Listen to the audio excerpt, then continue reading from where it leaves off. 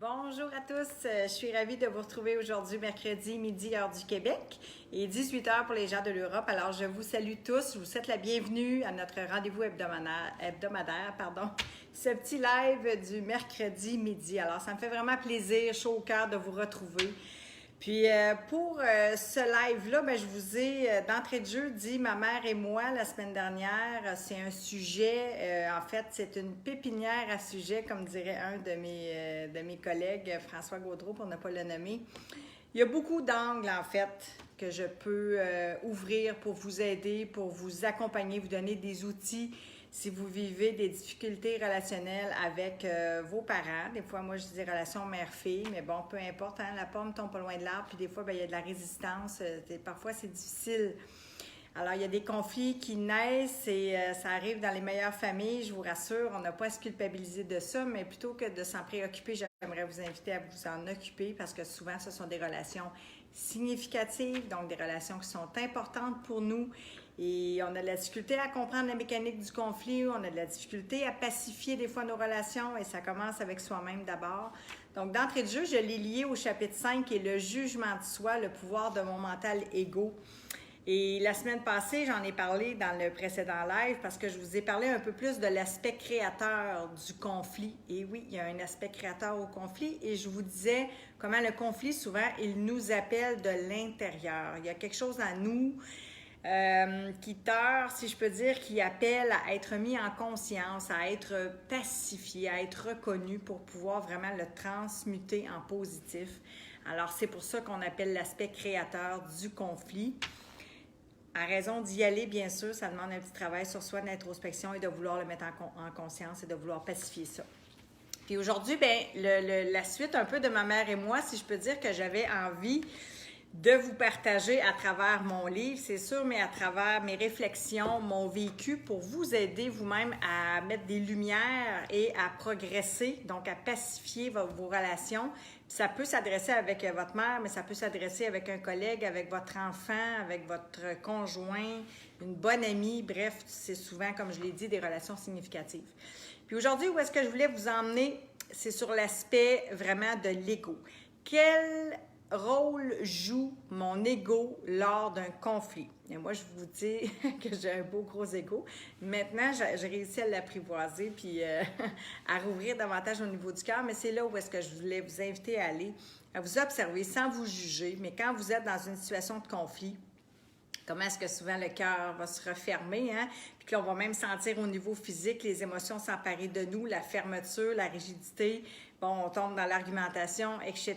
Fait que je vous laisse imaginer tout ça, mais d'essayer vraiment de voir le rôle, être observateur de votre ego, son attitude, son comportement et d'essayer de faire la nuance entre lorsque vous êtes en train de vivre un conflit, qu'est-ce qui se vit vraiment dans votre mental égo versus le cœur. Puis je veux vous apporter dans le fond sur cette nuance-là qui pour moi est importante parce que c'était ça que je vivais vraiment avec moi. Puis comme j'ai dit dans le précédent live, si vous arrivez à comprendre la mécanique d'un conflit important dans votre vie, je vous assure que vous allez être en mesure d'en dénouer plusieurs. Donc, le jeu, le rôle de l'ego va se modifier considérablement. Fait que vous allez être en mesure de basculer dans davantage de paix. Vous allez, moi, j'aime bien dire, vous allez choisir l'amour et la paix plutôt que l'ego et la guerre, le conflit, mettons, pour pas dramatiser.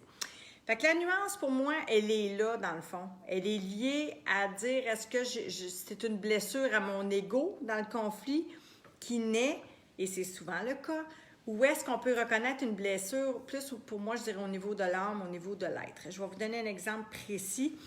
Avec moi, dans le fond, ce que j'aurais voulu, là, c'est avoir une relation mère-fille qui, pour moi, faisait du sens. Ce que je n'arrivais pas à vivre avec elle parce que j'étais manipulée sous l'emprise de mon ego. Alors, je me jugeais, donc je la jugeais quand on parle de miroir de la relation. Bien, je la jugeais d'être une victime dans ce cas-ci. Fait que ce qui déclenchait de mon côté des conflits avec elle. Alors, plutôt que de l'observer sans la juger, je la jugeais et je la critiquais. Donc, j'étais fermée par rapport à ce qu'elle était dans cette facette-là d'être victime. Fait que pour moi, pour que ce soit clair, quand je dis que je l'associe à l'ego, c'est-à-dire que dans le fond, mon besoin véritable, le besoin de mon être, la blessure à mon âme, c'est que j'arrivais pas à être en relation véritable, une relation d'amour, d'accueil de ce que ma mère était, tant dans ses ombres que dans sa lumière. Fait que vous comprenez pour moi la nuance de dire est-ce que je suis en train d'être dans une blessure à mon ego ou est-ce que c'est vraiment l'appel ou la blessure à l'âme en ce sens que j'aurais besoin d'être en relation avec ma mère, d'avoir de saines relations avec ma mère, même si c'est pas tout le temps rose, mais d'avoir une ouverture, d'avoir de la compassion pour elle, d'essayer de la comprendre, de comprendre ses blessures à l'âme, son vécu, son passé, plutôt que de juger ce qu'elle va faire comme comportement dans le présent qui mérite et qui fait en sorte que j'ai envie d'argumenter, de la critiquer, de vouloir même la changer parfois, plutôt que de l'accepter. Alors, c'est sûr que c'est des sujets sur lesquels on peut s'étendre, on s'entend. Là, si on parle d'autres approches dans mon livre ou même en accompagnement, je peux aller plus loin, mais je veux quand même vous ouvrir cette porte-là parce que je trouve que c'est important. Il y aura toujours un processus d'ouverture au moins qui peut se faire, puis d'aller vous observer au niveau vraiment du mental ego lorsqu'il y a un conflit versus votre besoin, l'appel de votre aide, de votre âme. Qu'est-ce que vous désirez? Qu'est-ce que vous voulez vivre avec cet être-là? Je vais prendre ma mère, avec ma mère. C'est quoi mon besoin derrière? Donc, c'est ça l'appel, c'est ça le côté créateur, l'aspect créateur du conflit qui appelle de l'intérieur. Fait que moi, ça venait vraiment de moi, puis j'avais de la difficulté à le gérer.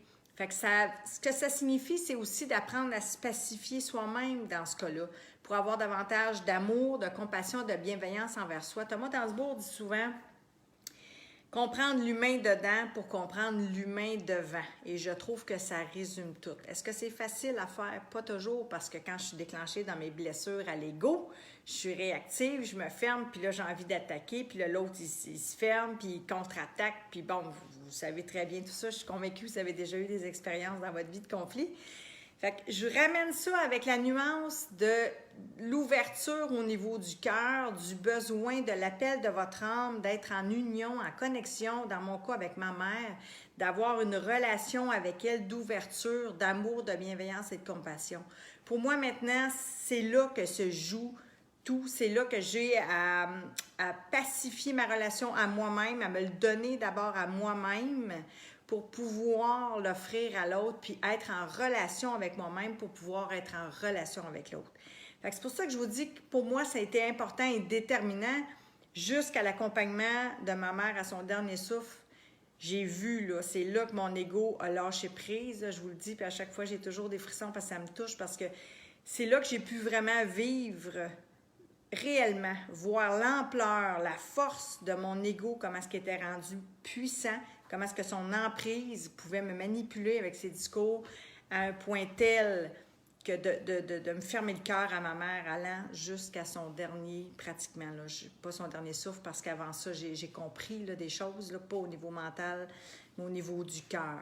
Fait que j'aimerais vraiment vous ouvrir sur cette vision-là, de vous observer sans vous juger.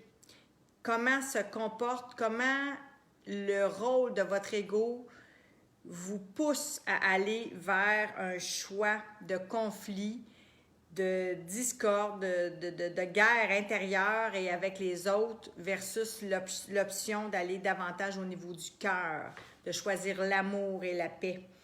Donc, d'aller s'ouvrir à soi et à l'autre.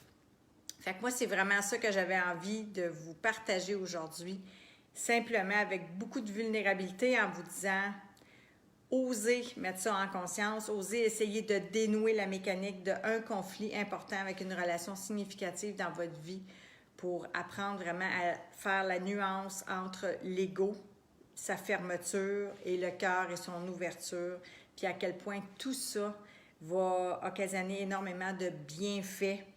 Vous allez apprendre à vous libérer vraiment de beaucoup de choses qui vous pèsent, je vous garantis, dans votre vie, parce que les relations, c'est ce qui nous procure souvent le plus de bonheur dans notre vie, mais c'est aussi ce qui peut nous faire le plus souffrir. Et quand on est sous l'emprise de notre ego et qu'on est fermé et qu'on n'arrive pas à comprendre la mécanique qui fait qu'on s'enferme dans un conflit et qu'on ne répond pas aux besoins d'être en relation et d'être dans un état davantage d'ouverture, d'amour et de paix, bien, ça change tout. Alors, c'est ce que je vous souhaite, vraiment, d'aller faire ce chemin-là par amour pour vous-même. Alors, écoutez, si vous trouvez de la valeur dans ce petit Facebook Live-là, bien, je vous invite à le partager avec des gens que vous aimez parce que plus on sera à se pacifier, mieux notre monde se portera. Je veux vous dire merci pour votre présence, ça me touche. Merci pour vos partages, merci pour vos petits cœurs, j'en ai vu passer tout plein. Merci pour cet amour-là qui me nourrit énormément. Puis je vous dis, c'est un rendez-vous mercredi prochain, même poste, même heure. Puis j'aurai d'autres sujets, possiblement d'autres angles sur lesquels je vais vouloir ouvrir, peut-être parler aussi de réconciliation, de pardon, etc. Alors voilà, je vous embrasse. Je vous dis à bientôt. Ciao!